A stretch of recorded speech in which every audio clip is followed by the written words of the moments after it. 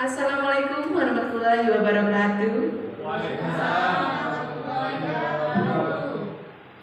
Assalatu wassalamu ala asrofil anbiya'i wal mursalin Sayyidina Muhammadin wa ala alihi washabihi ajma'in. Amma ba'du.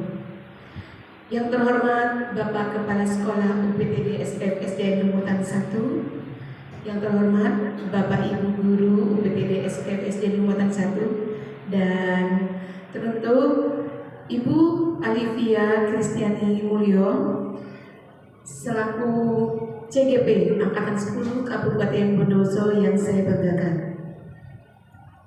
Pertama-tama marilah kita panjatkan puja dan puji syukur kehadirat Allah Subhanahu wa Ta'ala, karena atas berkah dan limpahannya kita semua dapat berkumpul di ruangan ini dengan keadaan sehat walafiat. Kemudian sholawat serta salam tetap kita curah limpahkan ke ribaan Nabi besar Muhammad Sallallahu Alaihi Wasallam. Baik Bapak Ibu sekalian, untuk mempersingkat waktu, marilah kita buka acara ini dengan bacaan basmalah. Acara selanjutnya sambutan Bapak Kepala Sekolah. Kepada Bapak Supardi SPD FPD dipersilakan.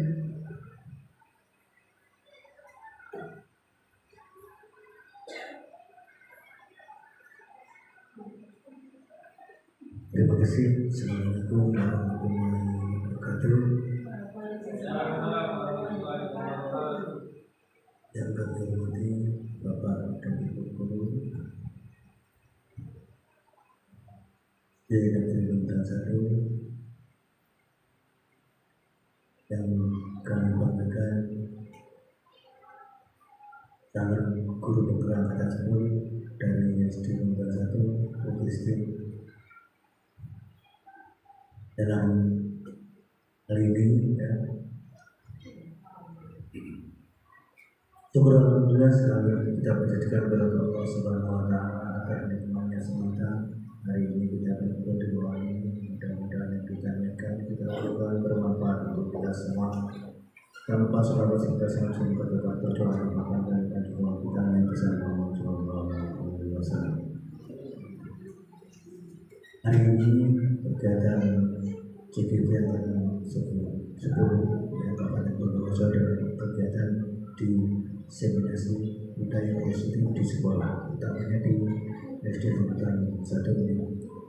Oleh karena itu, mudah-mudahan ke depan bagian dari proses guru bergerak sesuai dengan motonya bergerak, tergerak, dan menggerakkan. Bukan cuma moto saja, tapi bisa diimplementasikan. Itu harapan kita bersama. Memang mengatakan itu berbicara lebih gampang daripada melaksanakan. Melaksanakan lebih gampang daripada kontinuitas berkelanjutan. Oleh karena itu, dari proses yang sudah dilalui nantinya bisa diterapkan, dilaksanakan, dan ditumbuh kembangkan di lembaga ini, dan kedepannya akan membawa perubahan yang signifikan tentunya. Jadi tolong ya, ini diperhatikan semuanya, dan harapan kita serta saya selaku kepala sekolah mempunyai cita-cita dan harapan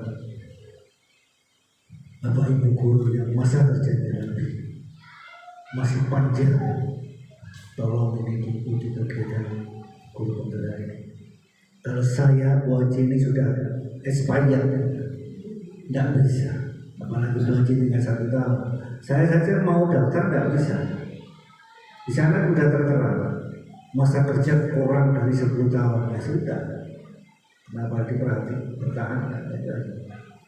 Jadi saya tidak akan memaksakan diri. Saya tidak guru penggerak, tapi paling tidak teman-teman di Lumutan 1 itu ada yang tergerak untuk daftar supaya lulus.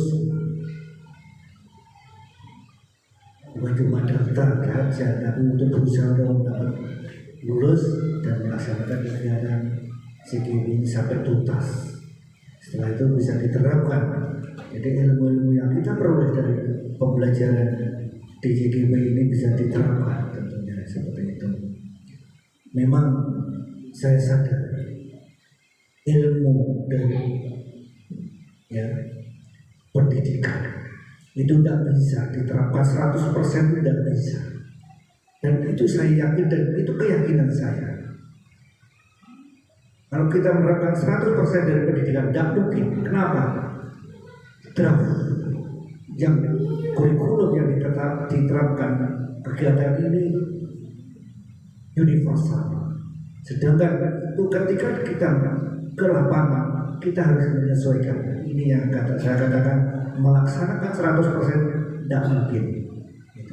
Jadi membutuhkan suatu kejelian bagaimana kita menerapkan ilmu-ilmu yang kita peroleh dari pendidikan calon guru penggerak ini. Dan jangan bosan-bosan ya, kita selalu kolaborasi. Jangan mentang-mentang harapan kita ya, jangan mentang-mentang saya kan guru calon guru penggerak, guru penggerak sampai apa, jangan sampai. Ayo, ini semuanya proses. Ya, jadi semua ayo mengenal diri, menambah diri, tentunya ini itu tadi kemajuan secara personal adalah menambah profesional kita sebagai seorang pendidik dan guru, dan utamanya nanti berimplikasi kepada lembaga tempat kita bertugas ini akan membawa suatu perubahan yang lebih dan lebih lagi. Dan teman-teman yang belum saat ini belum tercover, jangan bimbang, jangan ragu, harus siap ke sana. Tidak tahu memang kita ke depannya, kita tidak tahu apa guru penggerak ini berlanjut apa tidak dengan adanya pergantian. Karena apa? Sistem itu akan berubah ketika perubahan pemimpin. Pemimpin menentukan, presiden berubah, menterinya berubah. Biasanya seperti itu. Memang tidak langsung berubah, itu tidak langsung. Setelah saya amati memang begitu. Ada saja yang diselip-selipkan. Karena itu ya kita ikuti. Kita sebagai pelaksana, bagian bawah pelaksana harus ikut. Kita tidak boleh menolak. Karena sudah niatan kita sebagai ASN, utamanya guru, harus ikut aturan. Istilahnya itu loyal pada aturan. Karena itu tuntutan bagi kita. Di sana di penilaian SKP juga ada loyalitas, itu ada. Karena itu bagaimanapun juga, kalau saudara Bapak Ibu tidak mau ikut, ya sudah, keluar dari lingkaran itu. Dalam tanda kutip, kalau keluar dari mana, ya berhenti jadi ASN. Itu aja sudah, tidak usah repot. Itu adalah pilihan. Dengan Bapak Ibu tentunya sudah niatkan diri menjadi guru ASN. Ya, ASN guru tentunya sudah ada gambar. Aku nanti seperti apa, saya nanti akan seperti apa, bagaimana. Oleh karena itu, karena kita sudah niatkan diri menjadi pilihan, tentunya pilihan itu harus kita wujudkan dalam kehidupan nyata. Ya, selamat untuk Bu Christine, nanti kegiatan diseminasi ini ya bisa berjalan lancar, dan tentunya atas dukungan dari Bapak Ibu guru, personel di Unit 1 ya, tolong dibantu teman-teman yang kegiatan ini di Calon Guru Penggerak. Dan tak tahu nanti Bu Ana sudah disiapkan kegiatannya kapan ya, kalau koordinasi, harapan kita bersama, kita selalu koordinasi, kolaborasi untuk memberikan yang terbaik. Itu saja, kurang lebihnya saya mohon maaf. Saya kira, assalamualaikum warahmatullahi wabarakatuh.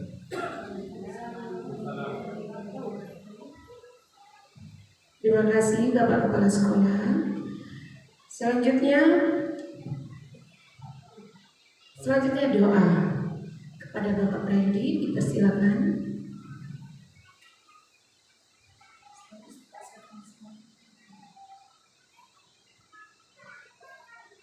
Assalamualaikum warahmatullahi wabarakatuh. Marilah sejenak kita berdoa kepada Allah Subhanahu wa taala. Semoga pada pagi hari ini dalam kegiatan diseminasi budaya positif di sekolah yang nantinya akan disampaikan oleh Ibu Alifia Mulya Kristian SPD diberikan kemudahan dan kelancaran. Salam warahmatullahi wabarakatuh. Amin. Allahumma shalli ala Muhammad wa ala sayyidina Muhammad. Allahumma shalli ala sayyidina Muhammad wa salatan wa salam ala jami'il ahwal wal afat wa taqdirana bil hajat wa hajat wa qahmuna wa jami'is sayiat wa tarfana minha ya Allah wa jannana wa rasuluna min as-sayyidin min fil hayati wa al-mamat wa sallallahu alaihi wa sallam ya Allah. ربنا آتنا في الدنيا حسنة وفي الآخرة حسنة وقنا عذاب النار سبحان ربك رب العزة عما يصفون وسلام على المرسلين والحمد لله رب العالمين. الفاتحة. أعوذ بالله من الشيطان الرجيم. بسم الله الرحمن الرحيم. الحمد لله رب العالمين الرحمن الرحيم مالك يوم الدين. إياك نعبد وإياك نستعين اهدنا الصراط المستقيم صراط الذين أنعمت عليهم غير المغضوب عليهم ولا الضالين آمين. السلام عليكم ورحمة الله وبركاته.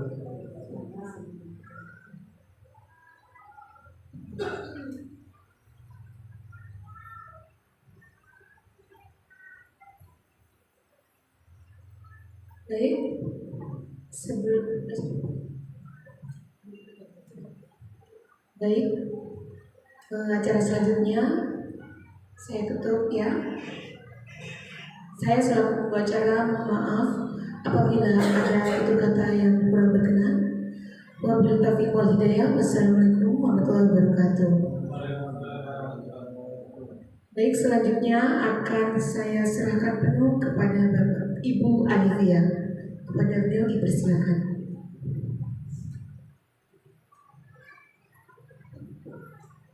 Baik, terima kasih. Assalamualaikum warahmatullahi wabarakatuh. Yang terhormat Bapak Kepala Sekolah SDN Lebutan 1, yang saya hormati Bapak Ibu Guru pengajar SD Lebutan 1. Puji syukur alhamdulillah kepada Allah Subhanahu wa taala atas berkah rahmat dan juga hidayahnya kita dapat berkumpul di ruangan ini dengan penuh rahmat. Mudah-mudahan suasana yang seperti ini selalu kita rasakan setiap harinya. Amin, amin ya rabbal alamin. Tak lupa salawat dan salam juga kita haturkan kehadirat beliau Nabi besar Muhammad SAW, yang mana telah membawa kita dari zaman yang gelap menjadi zaman yang terang benderang seperti saat ini. Semoga kita semua mendapat limpahan syafaatnya. Amin, amin ya rabbal alamin. Bapak Ibu Guru yang saya hormati, pertama-tama izinkan saya mengucapkan terima kasih yang sebesar-besarnya kepada terutama Bapak Kepala Sekolah yang telah memberi dukungan penuh kepada saya untuk melaksanakan kegiatan CGP dari awal hingga saat ini. Saya diberikan kesempatan yang seluas-luasnya untuk menggunakan sarana dan prasarana serta melaksanakan kegiatan yang harus saya laksanakan. Terima kasih. Selanjutnya saya juga ucapkan terima kasih kepada Bapak dan Ibu Guru yang telah sudi hadir pada hari ini untuk mengikuti kegiatan hari ini dan juga atas dukungan partisipasi, keikutsertaan serta kolaborasinya. Terima kasih atas segala dukungan yang telah Bapak Ibu Guru berikan kepada saya, khususnya kami berdua ya, saya dan Bu Ana di sini CGP angkatan 10 tahun 2024 Kabupaten Bondowoso. Sekali lagi saya ucapkan terima kasih yang sebesar-besarnya. Bapak Ibu Guru, Hari ini tadi saya telah membawa ini sound system kecil ya. Nah, untuk apa saya memakai itu? Tadi sebenarnya saya pakai itu karena kondisinya belum dicas ya, casnya kurang lama, jadi akhirnya tidak dapat digunakan. Nah, kenapa saya membawa itu? Sebenarnya saya ingin pamer ya Bapak Ibu Guru, ingin pamer, bukan untuk kesombongan, ingin pamer tapi saya tidak ingin sombong. Untuk apa? Untuk memotivasi Bapak Ibu Guru agar tergerak untuk mengikuti kegiatan CGP ini. Karena tidak ada ruginya Bapak Ibu Guru kita mengikuti kegiatan CGP. Sudah kita dapat ilmu, kita dapat souvenir juga, banyak sekali yang kita dapatkan, ya. Terutama teman-teman yang sangat luar biasa, ya. Karena itu, marilah Bapak Ibu Guru di angkatan-angkatan berikutnya usahakan, mari kita berusaha untuk terus mendaftar sampai kita lolos, gitu. Nah, tentunya saya dan juga Bu Ana di sini tidak akan ragu-ragu untuk bisa membantu Bapak dan Ibu Guru mengikuti kegiatan ini, gitu ya. Nah, baik Bapak Ibu Guru, hari ini kegiatan saya yaitu diseminasi budaya positif di sekolah.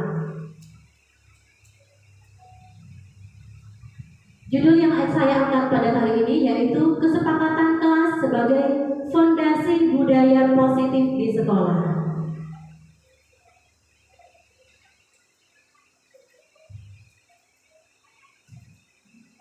Namun sebelum kita lanjutkan materinya, bagaimana sebaiknya kalau kita membuat kesepakatan kelas terlebih dahulu?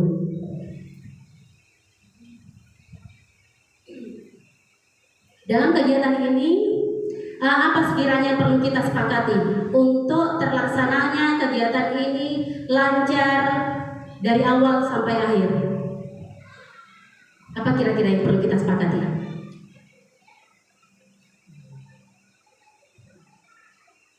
Mengikuti kegiatan dengan tertib ya, dari awal sampai akhir. Kemudian ada lagi?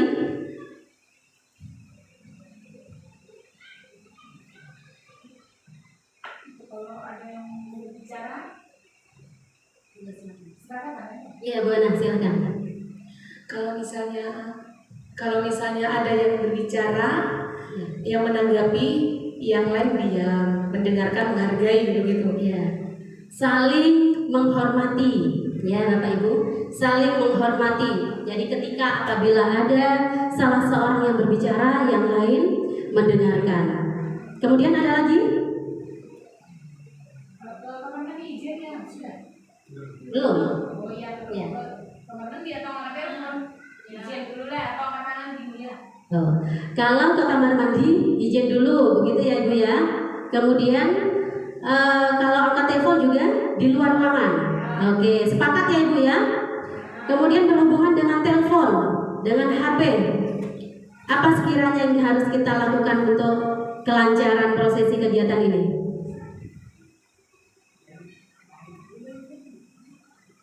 HP-nya di silent boleh? Bisa disampaikan. Ya, di silent ya. Kemudian boleh saya minta satu lagi?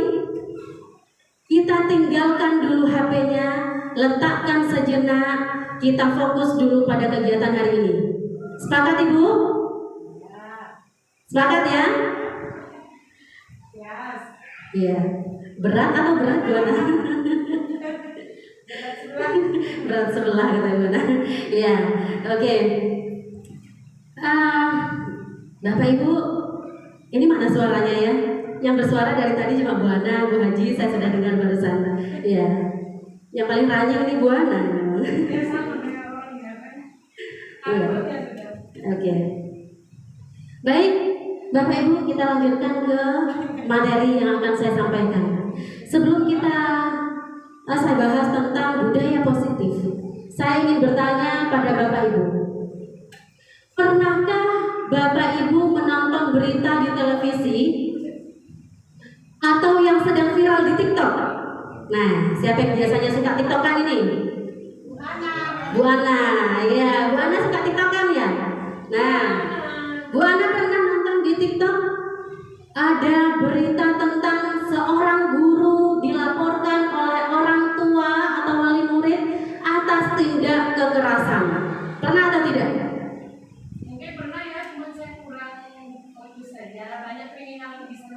info-info kriminal banyak. Iya, banyak info kriminal di situ ya. Oke. Adakah yang pernah mendengar bahwa seorang guru dianiaya oleh siswanya sendiri? Ada. Iya, ada ya. Bahkan kemarin hari Senin saya sempat scroll di snack video ya. Di sana saya lihat ada berita bahwa ada seorang guru dibacok oleh muridnya. Nah, kira-kira apa penyebabnya? Mengapa sampai terjadi hal yang sedemikian rupa? Monggo, siapa yang bisa membantu saya menjawab? Pak Lulu mungkin?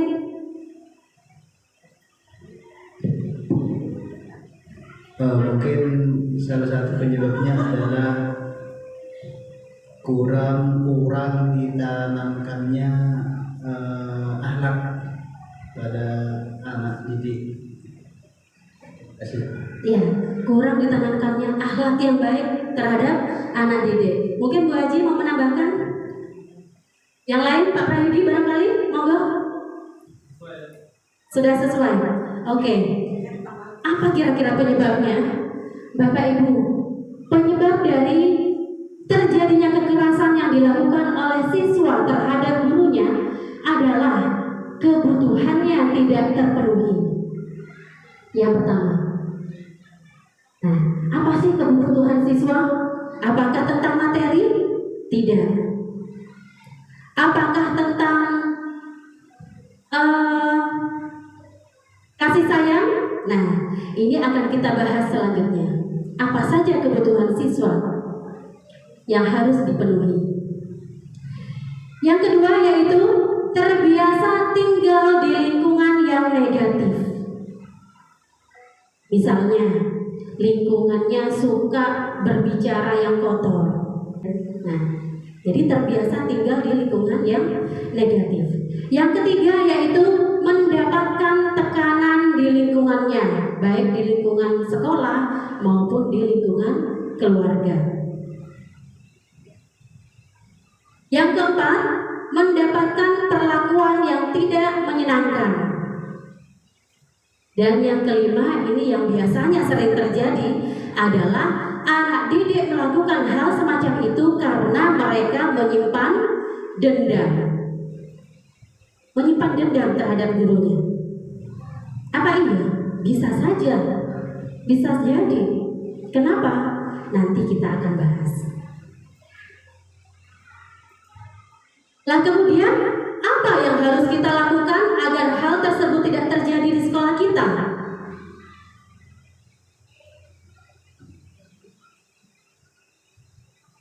Yaitu dengan menumbuhkan budaya positif utamanya di lingkungan sekolah.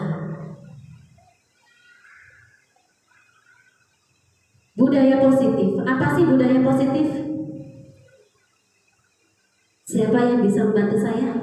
Budaya positif itu apa sih? Sepemikiran Bapak Ibu saja, tidak usah panjang-panjang. Oh, budaya itu yang dulu-dulu pernah dilakukan misalnya. Monggo Pak Prayudi, saya ingin dengar suaranya. Suaranya yang khas. Ini penyanyi ini Pak Prayudi. Monggo. Kalau ngomong mungkin merdu juga Pak Prayudi. Menurut saya budaya positif itu suatu kebijakan kebijakan yang atau suatu keyakinan yang akhirnya menjadi suatu karakter atau ciri khas. Oke, suatu keyakinan yang disepakati bersama-sama yang akhirnya dilakukan secara terus-menerus sehingga menjadi karakter yang membudaya. Begitu ya Pak Prayudi ya? Oke, terima kasih, tepuk tangan untuk Pak Prayudi. Ya, ini Bapak Ibu, budaya positif di sekolah ialah nilai-nilai keyakinan dan kebiasaan-kebiasaan di sekolah yang berpihak pada murid agar murid dapat berkembang menjadi pribadi yang kritis, penuh hormat dan bertanggung jawab. Selanjutnya, sebagai guru, Bapak Ibu, kita bertanggung jawab untuk melakukan atau menumbuhkan, menciptakan suatu positif di sekolah. Bagaimana sih lingkungan yang positif itu? Yang seperti apa kira-kira pandangan Bapak Ibu? Lingkungan yang positif itu yang seperti apa? Ya. Mungkin salah satunya lingkungan yang kondusif. Oke. Lingkungan yang kondusif, benar. Yang lain mungkin ada yang mau menjawab? Ya. Lingkungan yang kondusif, lingkungan yang orang-orangnya ini saling membantu, saling berkolaborasi, saling menguatkan, saling mendukung untuk melakukan segala sesuatu yang berpihak pada anak.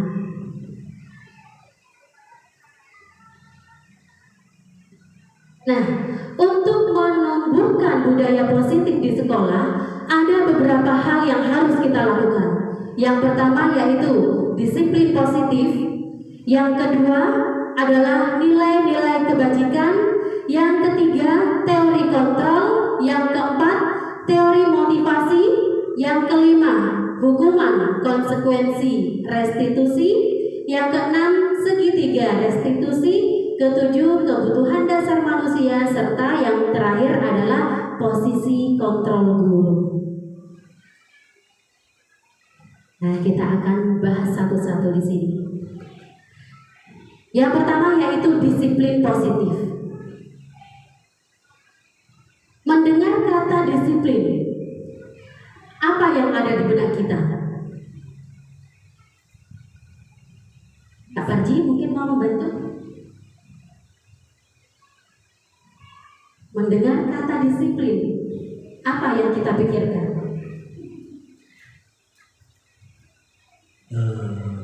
Kalau saya sih kata di sini adalah aturan, mengikuti aturan yang sudah ada, aturan yang positif. Mengikuti aturan. Ya, yang lain mungkin ada yang menambahkan? Mengikuti aturan, benar sekali. Iya, sama sih peraturan. Berhubungan dengan peraturan yang harus ditaati. Ya, berhubungan dengan peraturan yang harus kita taati. Ya, ketika kita membicarakan peraturan, di benak kita sudah pasti, aduh, peraturan, ruwet ini. Kita merasa terkekang, bukan seperti itu Bapak Ibu? Ya. Ya. Karena harus Ya, ada sesuatu yang mengikat begitu ya. Ya. Nah, baik. Kebanyakan orang menghubungkan kata disiplin dengan tata tertib, teratur dan kepatuhan pada peraturan. Kata disiplin juga sering dihubungkan dengan hukuman. Ya, kalau tidak disiplin pasti akan mendapat hukuman. Padahal sesungguhnya itu tidaklah sama. Karena belajar tentang disiplin positif tidak harus dengan memberi hukuman, Bapak Ibu. Hukuman salah satu alternatif terakhir, dan bila perlu ini tidak perlu kita lakukan. Ya. Nah, sekarang Bu, saya mau tanya, apakah Bapak Ibu di sini pernah memberikan hukuman terhadap anak-anak? Pernah. Oke, Bu Ana, udah sharing. Bagaimana ceritanya itu? Iya, jujur saya pernah. Ya. Dulu sering malah. Ya, sebelum mengikuti CGP memang sering. Kalau misalnya anak yang tidak memakai atribut lengkap itu pasti dari hukuman ya. Kemudian tidak mengerjakan PR juga saya hukum, cuman saya sesuaikan dengan hukumannya. Tidak semena-mena semua hukuman harus lari lapangan, tidak. Jadi saya sesuaikan dengan kesalahan apa anak itu. Kalau yang pasti saya sering dulu. Oke, contoh hukumannya seperti apa, Bu Ana? Misalnya kalau yang tidak mengerjakan PR itu menulislah 10 kali, 10 lembar gitu. 10 lembar tapi satu lembarnya cukup 5 kalimat gitu. Kalau bahwasanya saya tidak akan mengulang lagi atau saya akan mengerjakan PR seperti itu. Iya, kalau yang atribut tadi?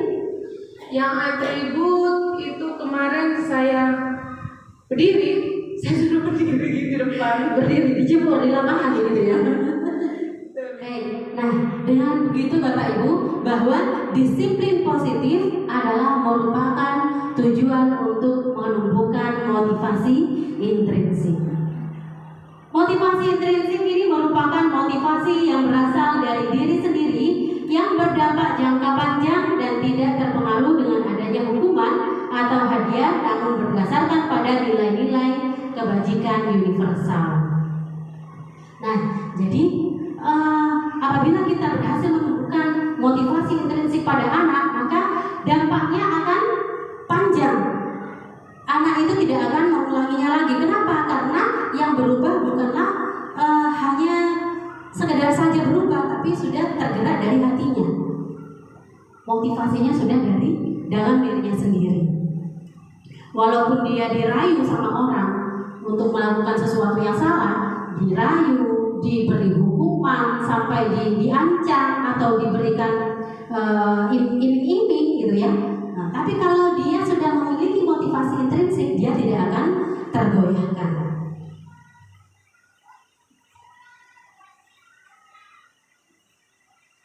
Yang kedua yaitu nilai-nilai kebajikan. Nilai-nilai kebajikan adalah sifat-sifat positif manusia yang merupakan tujuan mulia yang ingin dicapai setiap individu. Dian Rosen pada tahun 1998 mengemukakan Dian Rosen pada tahun 1998 mengemukakan bahwa dengan mengaitkan nilai-nilai kebajikan yang diyakini seseorang, maka motivasi intrinsiknya akan terbangun sehingga menggerakkan motivasi dari dalam untuk dapat mencapai tujuan mulia yang diinginkan. Jadi untuk menumbuhkan motivasi intrinsik dari dalam diri seseorang, kita harus mengaitkannya dengan nilai-nilai kebajikan. Apa saja nilai-nilai kebajikan? Nilai-nilai kebajikan di sini ada peduli, keterusterangan, kebersihan, komitmen, belas kasih, percaya diri, dan seterusnya.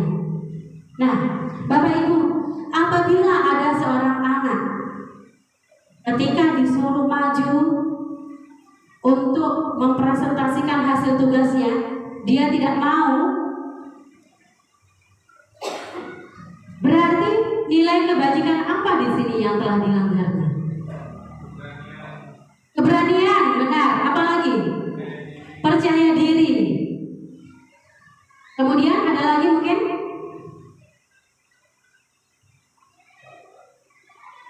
Semangat. Ya. Jadi ketika anak-anak melakukan sesuatu tindakan yang negatif, kita lihat negatif, maka kita harus mengaitkannya dengan nilai-nilai kebajikan. Sekarang coba perhatikan gambar di depan. Ketika kita memiliki sesuatu yang kita genggam dalam genggaman kita genggam dengan erat karena sesuatu ini sangat berharga untuk diri kita. Kira-kira apabila kita rayu Bapak Ibu Guru untuk membuka genggaman itu, apakah Bapak Ibu Guru akan memberikan kepada saya? Tidak. Atau apabila saya cubit-cubit, saya pukul-pukul, saya tendang-tendang, apakah Bapak Ibu Guru akan membuka serta-merta gitu memberikan kepada saya? Tidak. Mengapa? Karena Bapak Ibu Guru menganggap apa yang ada di tangan Bapak Ibu Guru adalah sangat berharga. Nah, itulah Bapak Ibu Guru, posisi kontrol. Jadi orang lain tidak bisa mengontrol diri kita. Namun siapa yang bisa mengontrol diri kita? Yang bisa mengontrol diri kita adalah diri kita sendiri.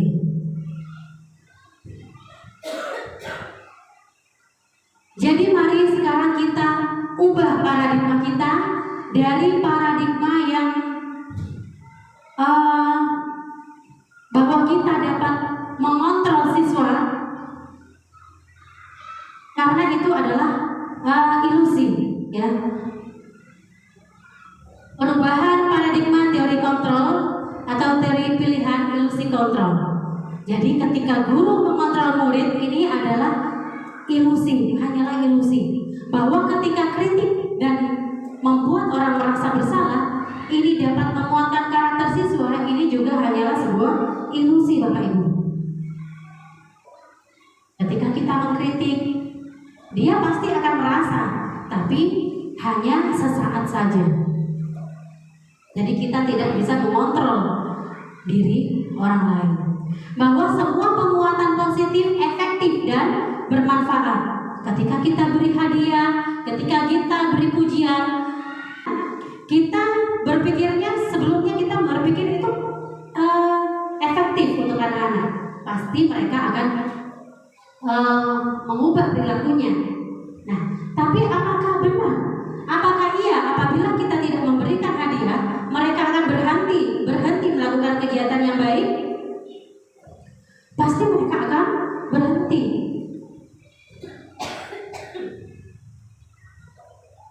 Nah, termasuk bahwa orang dewasa memiliki hak untuk memaksa. Ya, jadi kita sebagai guru merasa orang dewasa, ayo anak-anak, buang sampahnya itu ke tempat sampah.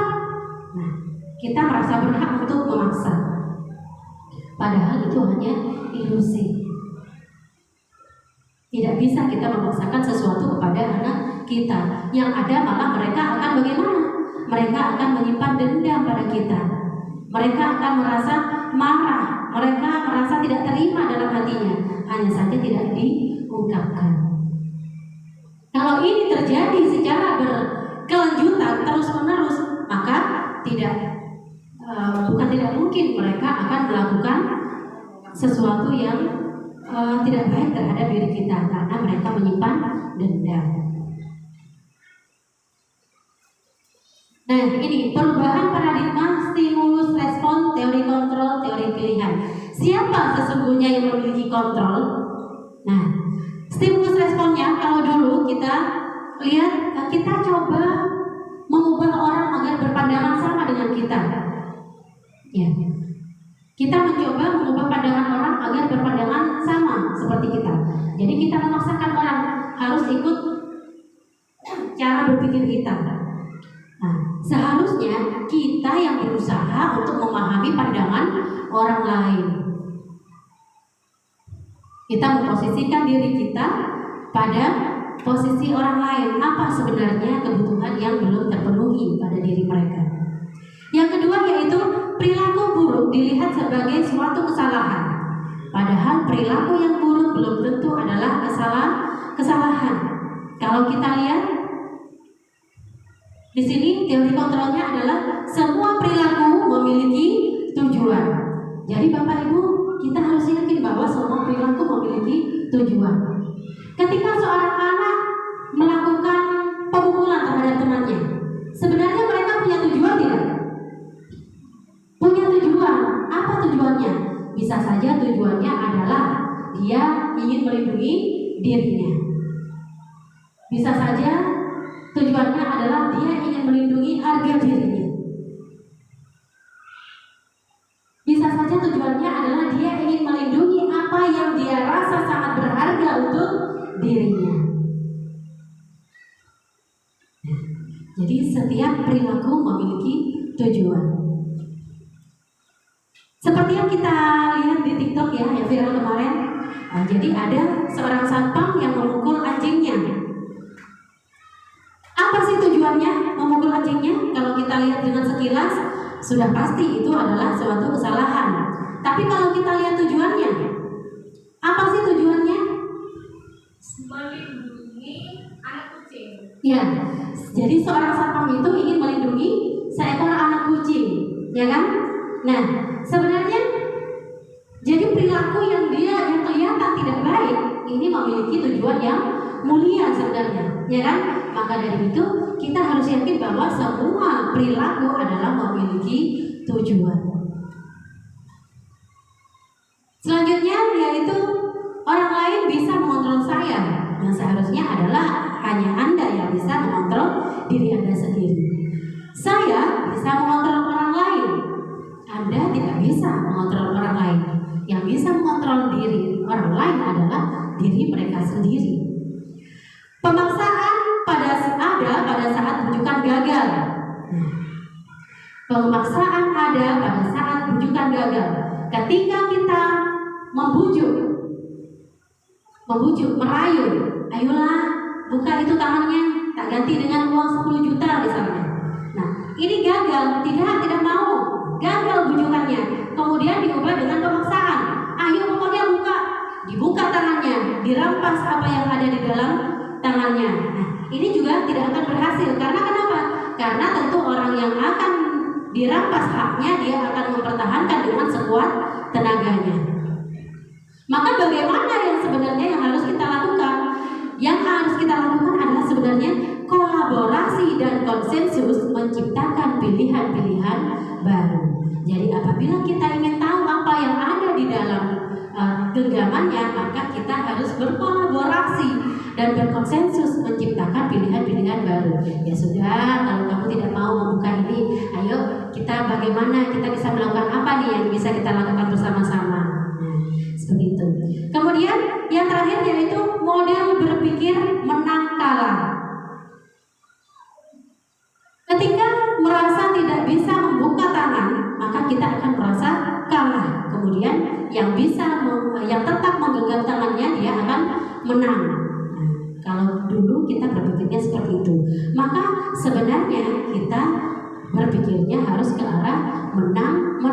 Kenapa? Karena harga dirinya, orang yang menggenggam tadi, harga dirinya tetap tidak tersakiti, ya. Kemudian kita juga bisa mengetahui apa yang dia pertahankan, gitu ya Bapak Ibu. Jadi kita berpikirnya adalah menang. Yang keempat yaitu teori motivasi. Teori motivasi perilaku manusia. Ada 3 perilaku manusia, ya, motivasi perilaku manusia. Yang pertama yaitu untuk menghindari ketidaknyamanan atau hukuman. Nah, untuk menghindari ketidaknyamanan atau hukuman. Coba kita pikirkan, anak-anak datang tepat waktu ke sekolah. Sebenarnya apa sih yang ada di pikiran mereka? Apa sih tujuannya? Apakah dia ingin menghindari ketidaknyamanan karena takut dihukum sama buana? Karena takut, ya? Bisa jadi, ya? Benar, ya? Nah, jadi apa yang mereka inginkan? Tujuannya apa? Untuk menghindari ketidaknyamanan atau hukuman yang akan diberikan, ya kan? Nah, biasanya orang yang berpikiran seperti ini, orang yang memiliki motivasi yang seperti ini, dia akan bertanya pada dirinya sendiri, apa yang akan terjadi apabila saya tidak melakukannya? Anak-anak bangun pagi, sekarang hari Senin, waktunya upacara, saya harus bangun pagi, harus datang ke sekolah tepat waktu ini. Kenapa ya? Gimana ya kalau misalnya saya datang ke sana, ya? Kalau misalnya saya datang terlambat, bagaimana ya? Apa yang akan terjadi pada diri saya? Tentunya saya akan mendapatkan hukuman. Nah, inilah yang disebut dengan motivasi untuk menghindari ketidaknyamanan atau hukuman. Nah, motivasi yang seperti ini adalah motivasi eksternal, ya, motivasi yang tumbuh dari luar. Apa motivasinya tadi? Hukuman tadi, ya kan? Nah, yang kedua yaitu untuk mendapatkan imbalan dari orang lain atau institusi. Untuk mendapatkan imbalan dari orang lain. Nah, anak-anak, ayo besok yang datang pagi melaksanakan piket, Bu Guru kasih imbalan uang 2.000-an. Biasanya anak-anak yang memiliki motivasi yang seperti ini, dia akan berpikir dan berbicara pada dirinya sendiri. Dia akan menanyakan, apa yang akan saya dapatkan apabila saya melakukannya? Oh, sekarang hari Kamis waktunya saya pikir, katanya Bu Christine saya akan mendapatkan uang 2.000. Nah, dia akan berpikir, apa yang nantinya yang akan saya dapatkan, ya? Oh iya, Bu Christine janji mau kasih uang 2.000. Nah, ini yang akan dipikirkannya. Nah, motivasi yang seperti ini adalah motivasi eksternal atau ekstrinsik, motivasi dari luar. Nah, kemudian yang ketiga adalah untuk menghargai diri sendiri, motivasi untuk orang yang seperti ini dia akan berpikir dan bertanya pada dirinya, saya akan menjadi orang yang seperti apa apabila saya melakukannya. Misalnya anak yang datang pagi, oh iya sekarang hari Senin, saya harus datang pagi. Kalau misalnya saya datang terlambat, apa yang akan terjadi? Saya akan jadi orang seperti apa? Kok dia berarti jadi orang kita bagus ya. Ini adalah motivasi internal atau motivasi intrinsik, ya. Nah, inilah yang menjadi tujuan kita. Inilah yang menjadi tujuan dari disiplin positif. Apa tujuan disiplin positif? Untuk menumbuhkan motivasi internal, yaitu agar seseorang dapat menghargai dirinya sendiri. Yang kelima yaitu hukuman, konsekuensi, dan restitusi. Bapak Ibu tentunya sudah ada yang pernah memberikan hukuman pada anak-anak ya. Jadi apabila melakukan kesalahan suruh lari, apabila tidak terlambat suruh berdiri gitu ya. Nah ini hukuman. Kemudian tidak mengerjakan PR suruh menulis 1 halaman penuh. Kemudian konsekuensi. Ada yang tahu konsekuensi ini apa? Konsekuensi. Enggak. Siapa ya? Akibat. Enggak. Akibat. Buana? Salah. Akibat. Bu Fitri? Akibat. Akibat dari sesuatu yang telah dilakukan, begitu ya? Nah, ya, konsekuensi sesuatu yang dilakukan karena yang diterima karena melakukan sesuatu, begitu. Oke, jadi apa bedanya dengan hukuman? Nah, kita akan tahu di slide berikutnya ya. Kemudian juga restitusi kita akan bahas nanti.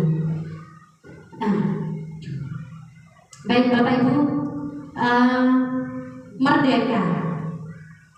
Menurut Ki Hajar Dewantara, merdeka itu artinya tidak hanya terlepas dari perintah, akan tetapi juga cakap buat memerintah dirinya sendiri. Seperti tujuan kita, kurikulum kita yaitu merdeka belajar, ya, merdeka belajar. Jadi bagaimana cara kita untuk memerdekakan manusia, memerdekakan murid kita. Jadi tidak hanya terlepas dari perintah, tapi juga cakap untuk memerintah dirinya sendiri. Ini yang dinamakan dengan merdeka menurut Ki Hajar Dewantara. Nah, Bapak Ibu dulu, coba saya ingin tahu jawabannya. Setuju atau tidak setuju? Yang pertama, hukuman dapat mendisiplinkan anak. Setuju atau tidak setuju? Tidak setuju. Pak Lulu? Tidak setuju. Oke. Yang kedua, pemberian hukuman dengan hal positif seperti membaca atau membersihkan halaman sekolah ini dapat meningkatkan disiplin anak. Setuju atau tidak setuju? Setuju? Setuju. Yang lain? Yang lain? Setuju. Memberikan hukuman positif dapat mendisiplinkan anak. Setuju ya? Setuju. Oke. Yang ketiga, memberi penghargaan dapat meningkatkan motivasi belajar anak. Setuju atau tidak setuju? Tidak. Bu Ana tidak setuju. Pak Lulu? Setuju. Oke. Ya, kita bahas di slide berikutnya. Oke, Bapak Ibu guru, dihukum oleh penghargaan. Bahwa penghargaan ini berlaku sama dengan hukuman, dalam arti meminta atau membujuk seseorang melakukan sesuatu untuk memenuhi suatu tujuan tertentu dari orang-orang yang meminta. Ini dorongannya adalah eksternal, dan akan ada faktor ketergantungan. Beberapa dampak dari pemberian penghargaan. Nah, ini disampaikan oleh Alfie Kohn pada tahun 1993. Jadi mungkin penghargaan yang diberikan, hukuman yang berupa hal positif yang diberikan, dia hanya akan berdampak pada anak-anak, tetapi berdampak jangka pendek. Ya, di sini pengaruh jangka pendek dan jangka panjang. Penghargaan ini menghukum, kemudian penghargaan juga mengurangi ketepatan. Penghargaan tidak efektif. Penghargaan merusak hubungan. Mengapa demikian? Kalau kita memberikan penghargaan kepada anak-anak, kita memberikan imbalan uang 2.000 karena mereka bisa menjawab, maka dia akan pada saat itu hanya pada saat itu dia akan menjawab. Ketika kita tidak memberikan imbalan, maka dia akan ogah-ogahan lagi. Nggak ada imbalannya juga. Biar yang lain yang jawab. Coba saya pintar. Biasanya dia akan merasa begitu, berpikirnya seperti itu. Nah, jadi pengaruhnya akan berjangka pendek. Kemudian penghargaan juga menghukum. Ketika kita memberikan penghargaan kepada anak-anak di depan kelas karena dia mendapatkan nilai 100 misalnya. Ayo yang dapat nilai 100 tadi tak kasih permen. Ini akan menghukum. Bagaimana maksudnya? Penghargaan akan menghukum bagi anak-anak yang tidak mendapat penghargaan, yang tidak mendapat nilai 100.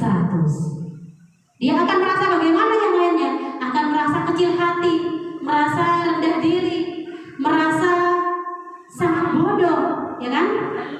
Merasa malu. Nah, jadi penghargaan ini menghukum bagi mereka yang tidak mendapatkannya. Penghargaan mengurangi ketepatan karena tujuan kita sebenarnya bukan untuk mendapatkan penghargaan, tapi apa yang ingin kita inginkan sebenarnya, tujuan yang kita inginkan sebenarnya. Tujuan yang kita inginkan sebenarnya agar anak berdisiplin positif. Penghargaan tidak efektif. Kenapa? Karena berjangka pendek.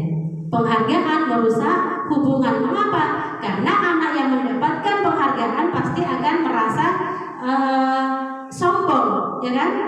Dia akan merasa sombong. Saya dapat. Akhirnya secara tidak langsung dia merusak hubungannya dengan teman yang lain. Yang lain akan merasa, anaknya ya dia dapat, dia sombong, iri. Nah, akan menimbulkan hal-hal yang negatif.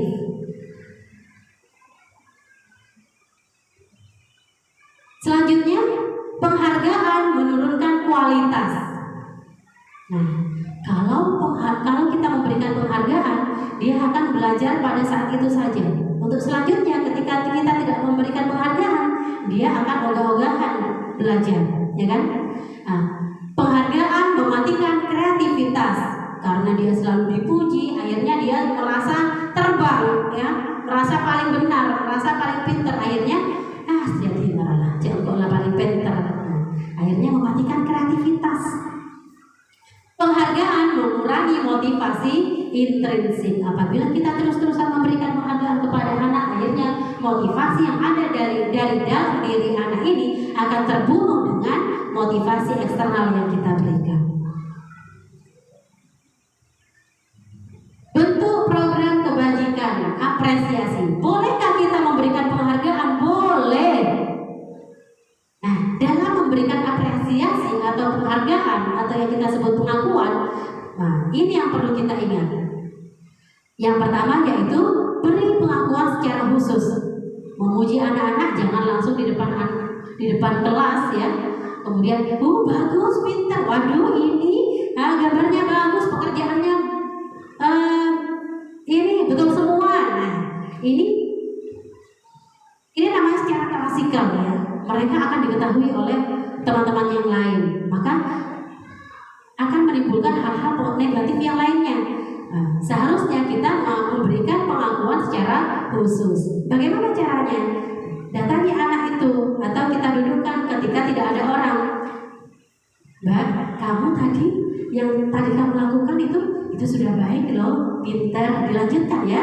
Nah, seperti itu. Jadi ini akan menumbuhkan motivasi intrinsik dari dalam dirinya sendiri dan tidak akan menyakiti teman-temannya yang lain. Kemudian yang kedua yaitu beri pengakuan secara pribadi, ya, pribadi sama seperti tadi ya. Kemudian yang ketiga yaitu beri pengakuan kepada semua murid secara bergantian. Jadi tidak hanya satu orang saja yang kita beri pengakuan, yang kita beri pujian, yang kita beri penghargaan, tapi semua murid seharusnya kita memberikan pujian atau motivasi secara bergantian. Tentunya secara pribadi ya. Kalau sekarang ini si A, nanti si B. Tidak usah secara formal, tapi bisa bicara santai, gitu ya Bapak Ibu. Kemudian yang berikutnya adalah beri pengakuan secara konsisten. Konsisten artinya secara terus menerus. Oh Mbak, bagaimana? Tadi dapat 100 lagi ya? Pinter. Terus ya tingkatkan belajarnya. Nah, besoknya dia akan termotivasi untuk belajar. Nah, besoknya lagi ketika dia dapat nilai yang tidak sampai 100, misalnya dapat 90, nah, tidak apa-apa, kita berikan motivasi lagi. Dapat berapa, Mbak? Oh, 90 ya. Tidak apa-apa, ayo kita tingkatkan lagi belajarnya. Berarti pada poin ini Bu Fitri kurang belajarnya, begitu ya. Nah, jadi secara konsisten terus-menerus. Kemudian yang terakhir yaitu fokus pada proses.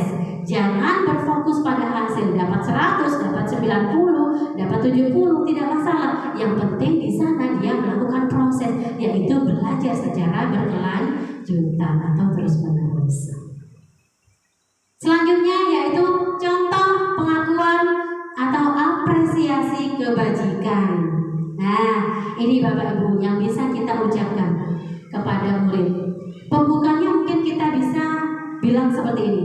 Kemarin saya perhatikan, kaitkan dengan nilai kebajikan. Rasa empatimu besar sekali.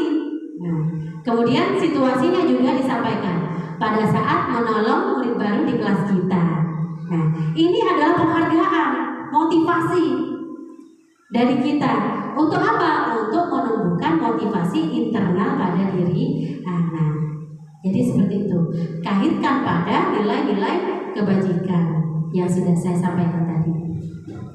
Kemudian yang kedua, contoh yang kedua, pembukanya, saya menghargai nilai kebajikannya, kepedulianmu, situasinya pada saat kamu membantu teman-temanmu di tugas kelompok. Nah, ini. Kemudian contoh yang ketiga, terima kasih untuk rasa tanggung jawabmu pada saat kamu memungut kertas-kertas yang berserakan di lantai. Nah, jadi ketika memberikan motivasi atau penghargaan, kita kaitkan dengan nilai-nilai kebajikan. Selanjutnya, lalu penghargaan yang bagaimana yang dapat menjadi motivasi dari dalam diri atau menjadi motivasi intrinsik adalah yang pertama, saat seorang anak belajar untuk pertama kali menggabungkan huruf-huruf dan kata-kata serta menyadari bahwa ia dapat membaca, di situ akan timbul pijar pada matanya dan sebuah senyuman pada wajahnya. Nah, ketika hal seperti itu terjadi, maka saat itulah anak-anak memiliki motivasi intrinsik dari dalam dirinya. Dia merasa bangga pada dirinya sendiri. Dia merasa bahagia, merasa gembira telah mempelajari dan menguasai keterampilan baru. Nah, kesadaran akan kemampuannya bahwa dia sudah dapat membaca sesungguhnya sudah merupakan penghargaan yang dia terima. Jadi tidak harus kita berikan imbalan berupa materi, tapi ketika dia merasa bangga pada dirinya, ketika dia bisa melakukan sesuatu yang baru, itu adalah motivasi. Di sini ada beberapa tindakan guru.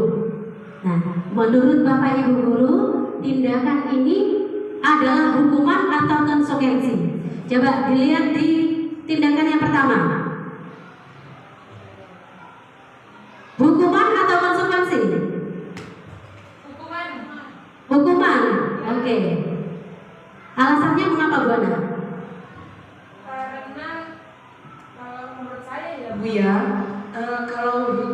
itu biasanya otodidak ngasihnya. Jadi Spontan. langsung ngasih hukuman. Begitu pelaku membuat kesalahan, kita langsung memberikan hukuman langsung tanpa mikir, tanpa bertanya dulu, tanpa ada kesepakatan dulu, jadi langsung aja ngalir. Oke. Sedangkan konsekuensi itu biasanya memang harus ada kesepakatan dulu, itu baru konsekuensi. Jadi kalau kamu melanggar, maka akibatnya akan apa? Kan sudah disepakati. Iya. Ada juga yang disebut konsekuensi itu apabila kita memberikan suatu akibat ke pelaku, tapi itu sesuai dengan ininya. Contoh ya saya pelajaran matematika misalnya, siswa saya tidak mengerjakan PR matematika, kemudian saya suruh lari, itu kan sudah tidak sesuai, Tidak berhubungan. gitu maksudnya Bu Rizky. Maka itu adalah Itu hukuman. hukuman. Nah, kalau berhubungan itu namanya konsekuensi. Oke, siap. Terima kasih. Oke, baik. Berikutnya, tindakan yang berikutnya.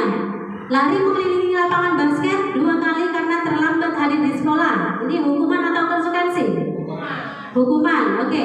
Yang ketiga, murid diminta untuk push up 15 kali karena tidak menggunakan masker di sekolah. Hukuman.